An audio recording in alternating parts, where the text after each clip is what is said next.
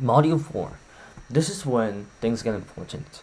So from now on, you need to take notes and remember every single vocabulary and concepts that I tell you. Because you need to be able to identify which type of bias, for example, it is, what's in a given context in the MCQs. So let's go. Hindsight bias. So this is thinking that you could have predicted something after seeing it. So this is like, I knew the Cubs could win this year. If you like baseball, the Chicago Cubs won in 2016. And yeah, they had the curse called the curse of Bambino, which has prevented them for 108 years from winning the World Series. So no Cubs fan could ever imagine that the Cubs will win the 2016 World Series championship. However, they actually did win. And then when a Cubs fan who was really pessimistic about the Cubs winning the championship, they might say, "Oh, I knew the Cubs would win this year," even though they haven't, because just now they have realized that the Cubs have won the championship. In the meantime, while they have been believing that the Cubs will never win a championship for another 50 years or so. Yes. So it's really a straightforward example, right? Hindsight bias. You might think of the Chicago Cubs example that I have provided you, and this will give you a long-term memory to remember and refer to as a self-reference. Overconfidence is being too confident in our abilities or knowledge. This is pretty straightforward, right? So this can relate to your feelings of narcissism. So overconfidence is about how hope is not a strategy.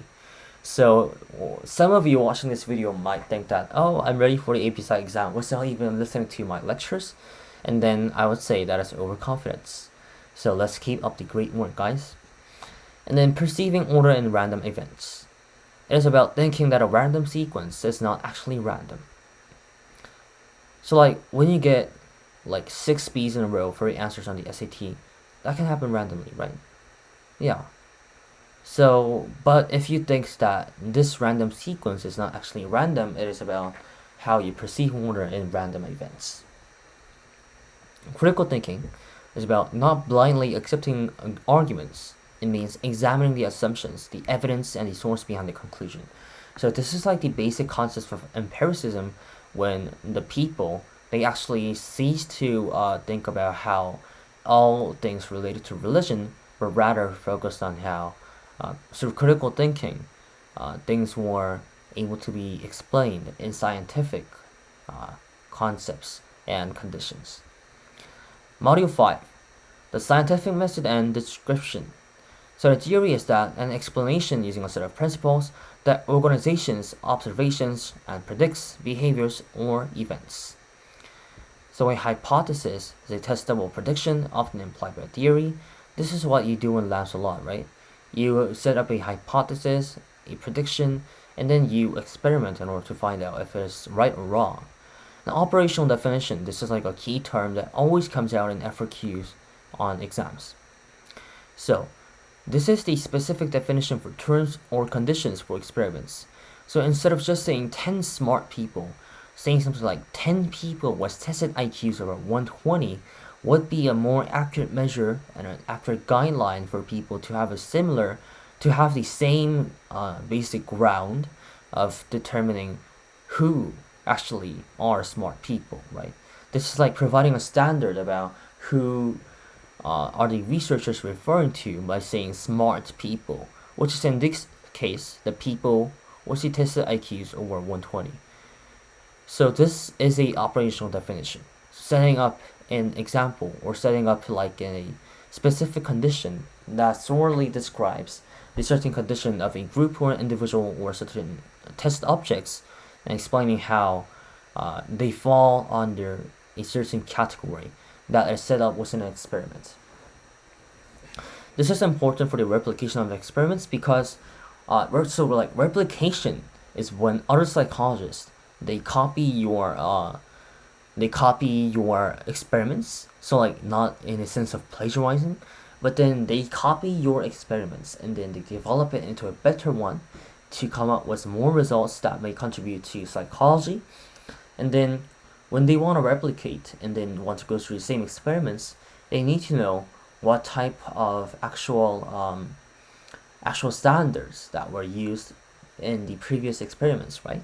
So in order to keep things on the same ground and keep standards to the same ground, an operational definition is really necessary.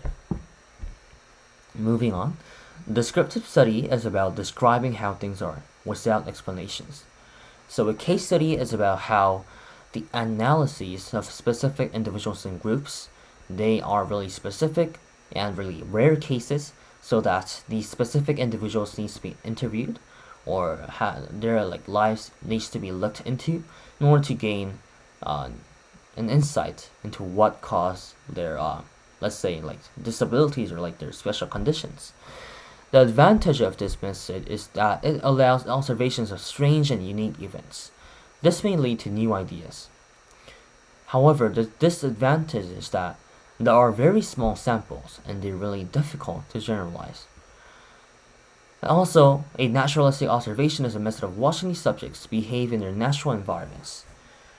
So an advantage is that it can lead to new insight. Disadvantage, it is difficult to control for variable because those individuals that you are watching, they may suddenly change their actions, or it is difficult to truly understand why certain behaviors occur. So an example would be a teacher observing the playing behaviors of little kids playing in a playground. So without really letting them know that the experimenter is actually observing them, by actually having an account of how they naturally perform without disguising their behaviors or having any biases mixed in. Naturalistic observation, it can lead to new insights and they provide a really truthful behavior of people. Survey is about how you ask questions to others to have a generalized an average of how people think about a certain topic. So asking good questions for surveys can be hard because the wording of a question can influence the response. For example, revenue enhancer sounds better than taxes, so people might approve more. They don't mean the same thing. And sampling is really important also. Sampling bias is how flawed sampling may result in an unrepresentative sample. So this can result if a random sampling method is not used. In other words, random sample is fair and representative sample of population. So let's say, for example, Mr. Liam Kim here is asking his fellow students at Korea International School Jeju about how they like their cafeteria food. However, if Mr. Liam asked his friends who had a long disagreement with the quality of cafeteria foods in KISJ, then those students will respond that they hate cafeteria food, right? So if Mr. Liam decided to interview 10 people and then he asked 10 of his friends who hate school cafeteria food, then that will be a really biased sampling, because the answer would be determined from the start even before asking them, right?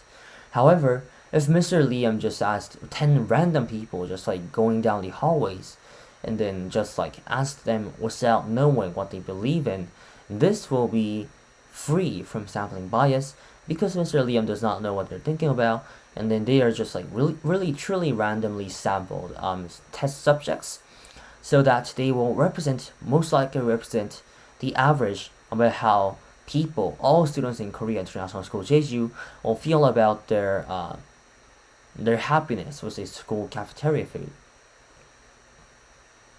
And population refers to the entire group of things and people being studied. Now, we have looked through Module 1 through 5 in today's lecture. I hope that this helped you a lot. It was my first video lecture ever, and I hope that you didn't really have any disagreements with it. I tried my best to explain to you the details of Unit 1, Modules 1 through 5, and I really hope this helps you on your AP Psych May exam, and then later on I will come back with more videos in order to help you prepare for your AP Psych exam.